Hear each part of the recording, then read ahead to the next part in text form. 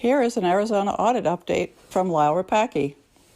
I can report to you the forensic audit of all ballots in Maricopa County, Arizona, 2.1 million, shall begin on April 22nd. A highly qualified, multifaceted forensic team chosen by the Arizona State Senate will be on the ground in Phoenix beginning April 19th, preparing for the actual audit to follow days later. Many details are involved securing and making the audit verifiable. The entire process will be filmed for public review, as well as observers will be present also, not 30 to 40 feet away like was done during the actual election.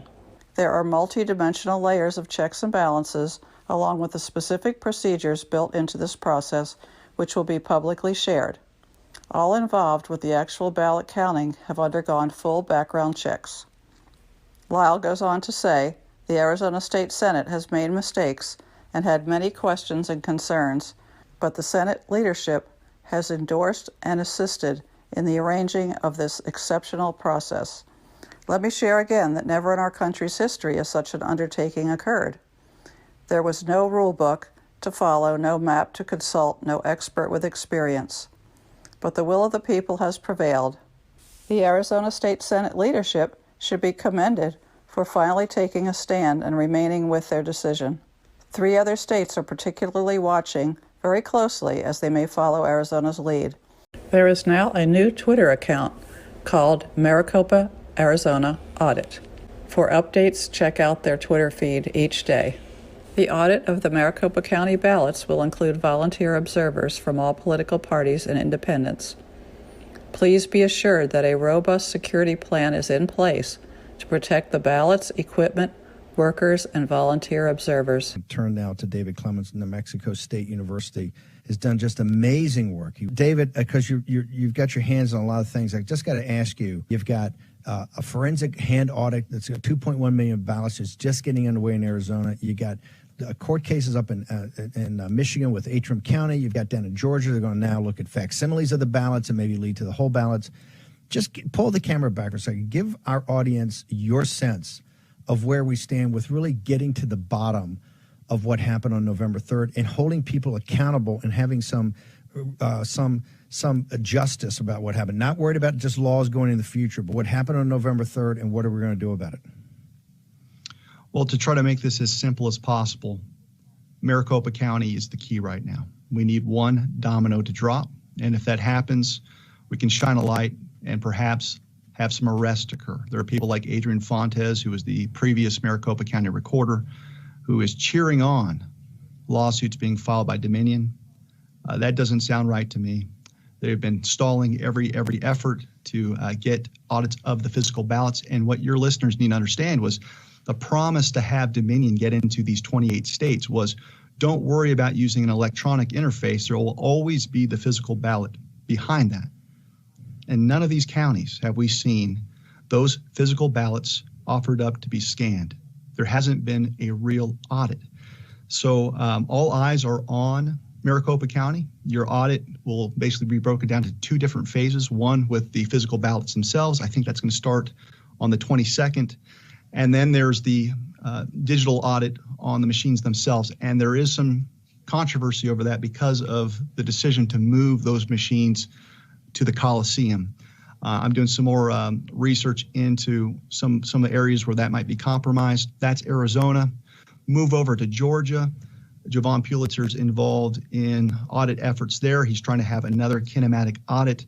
There was a recent blow that was provided by Judge Amaro, and Judge Amaro there basically said, we're not going to let you scan the actual physical ballots. And that's troubling because, by way of analogy, everyone's concerned about the paper itself, the election ballots themselves. And so this is the equivalent of having someone photocopy, a counterfeit bill, and you're supposed to do forensic work there. You need the actual documents themselves, not photocopies. But people are watching very, very closely what's going on in Georgia. Hopefully we'll get a good result there. When we look at Michigan, Matt DePerno dropped all kinds of stuff our way with respect to unregistered ballots. Basically, these would be fake or fraudulent ballots. I think the tally in 9 counties was 66,000. So it's hard to keep up. Fraud everywhere. Do you think, for our audience, I know there's people like you on this, and obviously Mike Lindell, do you think, as we sit here in the middle of April, that we will get some answers of exactly what went on November 3rd, and then we can figure out who's held accountable and responsible? But do you believe that we're actually going to get to the truth? I do. Now, we can't, I think we've got great people in Maricopa County. I think we've got eagle-eyed warriors looking at what's going on in Georgia, but desperate people can do desperate things, and that's what most of us are worried about. Bad actors, more ballots being shredded, more ballots being found at a dumpster, more fires just happening in the middle of the desert. But if we can remove that criminal element, we're going to get that information. I feel very confident about that. Maricopa County is tactical, but it has a strategic consequence depending on the outcome, and we believe we know what the outcome will be. Okay, the Maricopa County audit is a big deal, and I'm telling you, I'll say it today because we have intel that's they may be bringing people down from Portland and Seattle to disrupt what? I mean, to disrupt finding the truth, discovering the truth. And so if these kinds of things happen, if these types of things happen, it's basically finding the truth. It's like me. I knew eventually the truth was going to come out. Truth will, it has a way of just bubbling up. And so it's going to bubble up. And what is happening is all of this other noise that's created to distract what it is that we're doing. I don't know what we'll do if this audit comes up and everything is just hunky-dory. I guess we'll have reassurance that everything was good, but the fact that we've gone canvassing and we're doing deep dives into the data and we're seeing lots of anomalies, what would you do, Joyce, if it comes out, the report comes out and it just confirms all the results, that everything was kosher, everything was wonderful? I mean, what thoughts are going to go through your head if that happens? I would tell them, no way. In fact, I would present them with the data that we have found of the people that no longer live at the address, but somehow they voted by mail. It's a total impossibility because ballots cannot be forwarded.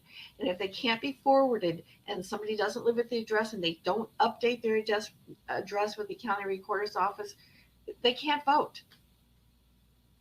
Okay. It's not by mail. Okay, so then let me change the question a little bit. What would your reaction be if they find, okay, out of 2.1 million votes in Maricopa County, what would your reaction be if they found 5,000? I would say no way at all. They're lying to us. Okay. All right. So I think you and I are both very confident that the numbers of what they find are going to be significant.